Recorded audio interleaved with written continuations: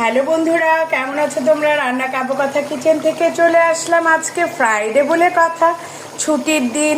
আর সারাক্ষণ রান্না করতে তো কারোর ইচ্ছা করে না। ভাবলাম ঝটপট কী করা যায়, আর যেই চিন্তা সেই কাজ। ফ্রিজ থেকে গরুর মাংস বের করে নিই, সেটাকে ভালো মতো ধুয়ে টক দই দিয়ে রসুন বাটা, আদা বাটা, পেঁয়াজ বাটা, দারচিনি, তেজপাতা, গোলমরিচ এসব দিয়ে 1 ঘন্টা ম্যারিনেট করে রেখেছিলাম। তারপরে চুলায় একটা প্যান বসিয়ে দিয়ে প্যানটা গরম করে তেল দিয়ে সেখানে সে মাংসগুলি ঢেলে দিয়ে দেখো হলুদের গুঁড়ো, মরিচের গুঁড়ো এবং জিরের গুঁড়ো দিয়ে এখন দেখো নাড়াচাড়া করছি।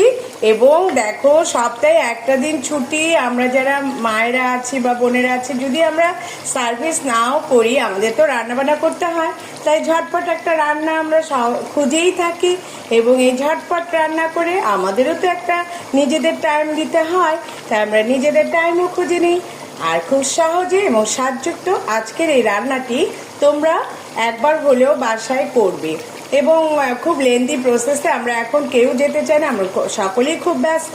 তাই গরুর মাংসের ভুনাটা করবার জন্য লাগছে পরিমাণ মতো গরুর মাংস, এবং সেটাকে ভালো করে ধুয়ে ছোট ছোট টুকরো করে কেটে সেখানে দই, আদা বাটা, রসুন বাটা, পেঁয়াজ বাটা, দারচিনি, এলাচ, গোলমরিচ এগুলি দিয়ে মেখে সুন্দরভাবে 1 ঘন্টা রেখে দিবে। তারপর একটি গ্যাসের চুলে একটি প্যান বসিয়ে তেল ঢেলে ওটাকে গরম করে কিছু পেঁয়াজ ছেড়ে দিয়ে ম্যারিনেট করা মাংসগুলি দিয়ে দিবে।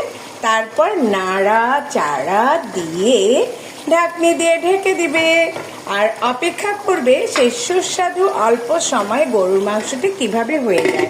তোমরা সবাই ভালো থেকো, সুস্থ থেকো, আর ঠিক এইভাবে গরুর মাংসটি রান্না করে খেয়ে দেখবে কত মজাদার এবং সুস্বাদু হয়েছে।